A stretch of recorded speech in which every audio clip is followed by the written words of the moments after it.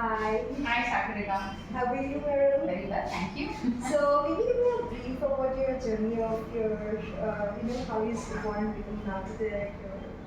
Right, so I technically wanted to become a cardiologist, which means I want to be operating on hearts, which is a living thing, but I'm currently operating on non-living things, and it's a totally different experience altogether. But the kick of being able to give somebody a beautiful home is what made me realize that I want to become an architect, and that's where I began my journey. I did my bachelor's in architecture. I went on to do my master's in interior design. I also applied for a PhD, which of course I'm still yet to pursue because I have two little kids. So Wow, I you're a mother, you don't look like that. here I am. So I have a 4-year-old daughter and I've got a 1.5-year-old son, and yeah, it's been quite a journey. Two kids. Two kids is not easy, I bet. So how do you balance, your family and your work over there? Well, that's a difficult question to ask because I think no mom would ever say that life has been easy with work and kids. It's not easy. There's lots and lots of sacrifices that we have to make as moms.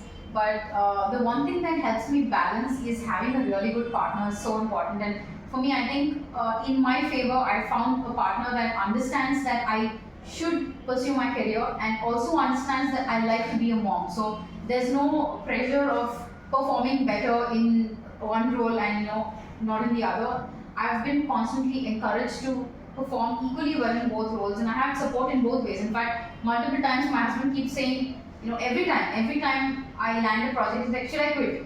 Should I quit? Should I quit? I'm like, no, hold on. You do your business, I'll do mine, and then we'll handle the kids together. But yeah, it's not easy to have work-life balance, especially in a creative field like interior design. More so because it takes a lot of your creative thinking. And at the same time, to be a mom, you have a lot of blockages in your mind where you cannot think creatively because you're constantly focusing on two people who demand a lot of attention. So, here you have a client who demands attention, you have a daughter demanding attention, and you have a son demanding attention. And your husband? I almost forgot about him.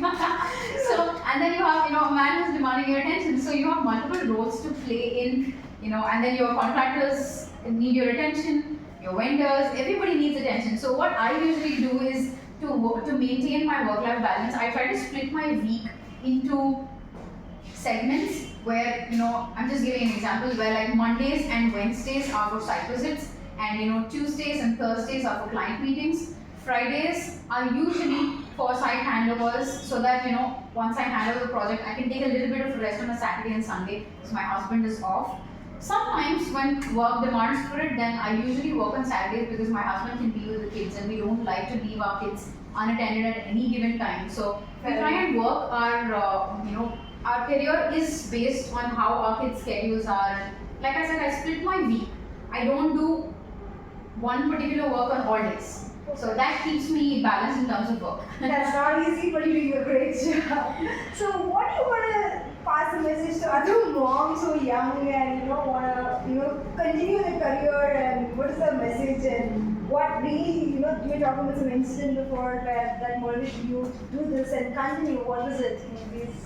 So I just like to put across a little something before I give in my my 2 cents to every other mom who's working not just in the creative field but any mom out there. In fact, doing a job and having kids, it's not easy.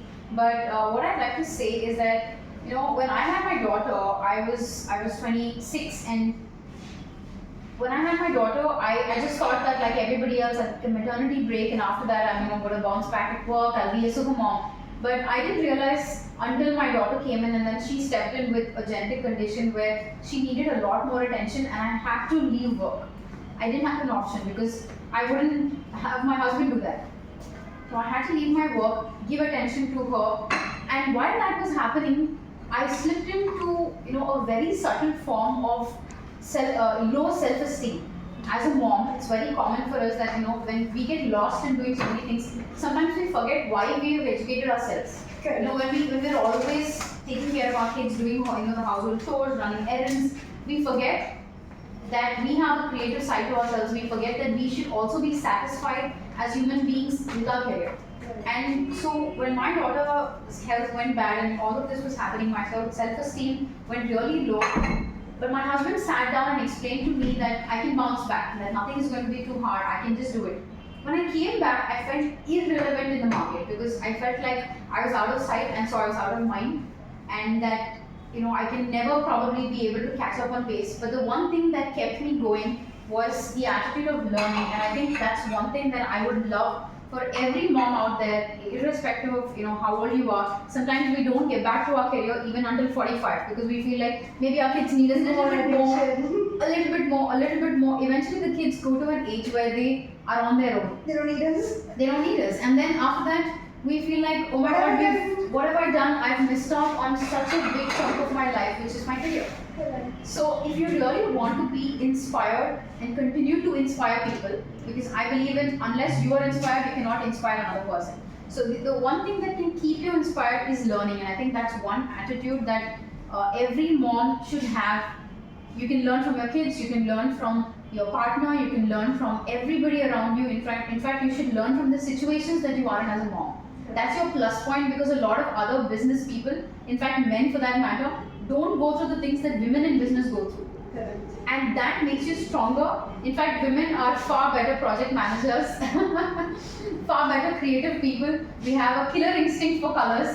Okay. So I think learning is something that I would love for all moms to invest in. Take some time off in a day, a small half an hour, 1 hour, and sit down and learn. Thank you so much.